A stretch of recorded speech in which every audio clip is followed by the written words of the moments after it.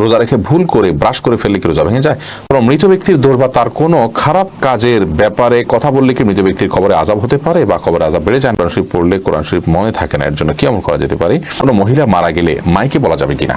মহিলাদের নামাজের মধ্যে পিরিয়ড শুরু হয়, তাহলে করণীয় কি? জাকাতের টাকায় ইফতার সামগ্রী কিনে দেওয়া যাবে কিনা? তাসমিয়া রাজ্জাকি আপনি লিখেছেন কোরআন শরীফ পড়লে কোরআন শরীফ মনে থাকে না, এর জন্য কি আমল করা যেতে পারে? আল্লাহ তাআলার কাছে আপনি সাধারণভাবে দোয়া করবেন, অবিজিদনি আইলমা শুরুতে কয়েকবার পড়ে নিতে পারেন, পড়ার শুরুতে ইনশাআল্লাহ তাতে আপনার স্মৃতিশক্তি বাড়বে এবং পড়ার কথা মনে থাকবে। এবং ভোর রাত এবং যে টাইমগুলোতে মানুষের ব্রেন ফ্রেশ থাকে তখন একটু তেলাওয়াত করার চেষ্টা করবেন। কোরআন তেলাওয়াত যেটা মুখস্থ করেছেন সেটাকে সালাতের মধ্যে একটু বেঁধে বেঁধে হলেও আপনি সেখানে ট্রায়াল দেওয়ার চেষ্টা করবেন, এর মাধ্যমে ইনশাআল্লাহ কোরআন তেলাওয়াত মনের মধ্যে বসে যাবে। নীলুফার পাপি আপনি লিখেছেন জাকাতের টাকায় ইফতার সামগ্রী কিনে দেওয়া যাবে কিনা? জাকাতের টাকায় ইফতার সামগ্রী ওই ব্যক্তিকে আপনি কিনে দিতে পারেন যে ব্যক্তি আপনার কাছে ইফতার সামগ্রী চায়, যে হ্যাঁ আপনি আমাকে কিনে দেন, খাদ্যের অভাব আছে তার, অর্থাৎ যার মৌলিক খাদ্যের অভাব আছে, টাকা দিলে হয়তো সে নষ্ট করে ফেলবে বা ঠিক মতো কিনতে পারবে না, আপনি কিনে দিলেন, এটা জায়েজ আছে। কিন্তু যদি এমন হয় টাকা দিলে সে তার সুবিধা অনুযায়ী কিনতে পারবে, ইফতারের কোন আইটেম লাগবে কোনটা লাগবে না, খাবারের কোন আইটেম লাগবে কোনটা লাগবে না, এরকম যদি হয় তাহলে তাকে অবশ্যই নগদ টাকা দিতে হবে। কারণ গরিবের জন্য অধিকতর উপযোগী হয় যে জিনিসটা দিলে সেটাই দিতে হবে জাকাত হিসাবে। তাকে ক্যাশ টাকা দিলে যদি তার জন্য সেটা ভালো হয় তাহলে সেটাই দিতে হবে, তার সুবিধা অনুযায়ী সে কিনবে। আপনি হয়তো ইফতারের কিছু আইটেম কিনে দিচ্ছেন যেগুলো না কিনে তার অন্য আইটেম কেনার ইচ্ছা আছে, তখন সেক্ষেত্রে তার সে পূরণ নাও, চাহিদা পূরণ নাও হতে পারে, এই জন্য তাকে ক্যাশ টাকা দেবেন, এটাই উত্তম এবং সেটাই আপনার কর্তব্য। আপনি তার টাকা দিয়ে কি কিনে দিবেন না দিবেন সেটা তো আপনার রাইট না, বিষয়টা তার, অতএব তাকে তার টাকা দেওয়া উচিত, এটা তার হক।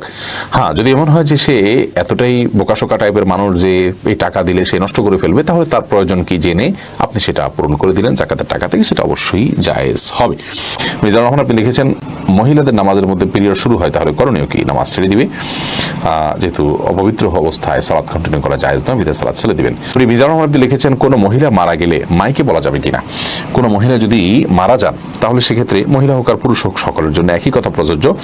মাইকে মৃত ব্যক্তির মৃত্যুর ঘোষণা এটা যদি আপনার আজানের মতো করে আপনি দেন, তাহলে সেক্ষেত্রে অনেক ওলামায়ে কেরাম এটাকে হাদিসে মৃত্যুর পরে যে আপনার বলে বেড়ানো, হাদিসে যে নাই বলা হয়েছে যেটাকে নাইর আপনার কাতারে ফেলেন এবং এটাকে নিষিদ্ধ করেন। বাট আপনি যদি শুধু তার মৃত্যুর পর জানাজা হবে সেই সংবাদটা জানিয়ে দিয়েছেন এটাকে শুধুমাত্র তার জানাজার সংবাদ জানানোর জন্য যদি আপনি জানান যে জানাজা হবে আমাকে মৃত্যুবরণ করেছে, তাহলে সেটা নাইর মধ্যে পড়বে না ইনশাআল্লাহ, তার অর্থাৎ নাজায়েজ হবে না।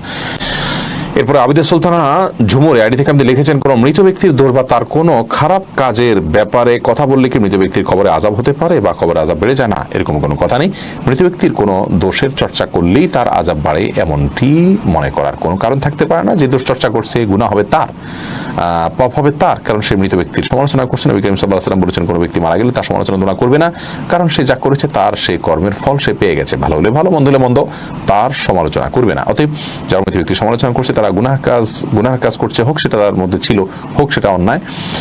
ব্যক্তির সমালোচনা তার মৃত্যুর পর করা অনুচিত এবং গুনাহের কথা, সেটি তাদের গুনাহ হবে, কিন্তু মৃত ব্যক্তির এর কারণে গুনাহ হওয়ার কোনো কারণ নেই। মিফতাহুল জান্নাত আপনি লিখেছেন রোজা রেখে ভুল করে ব্রাশ করে ফেললে কি রোজা ভেঙে যায়?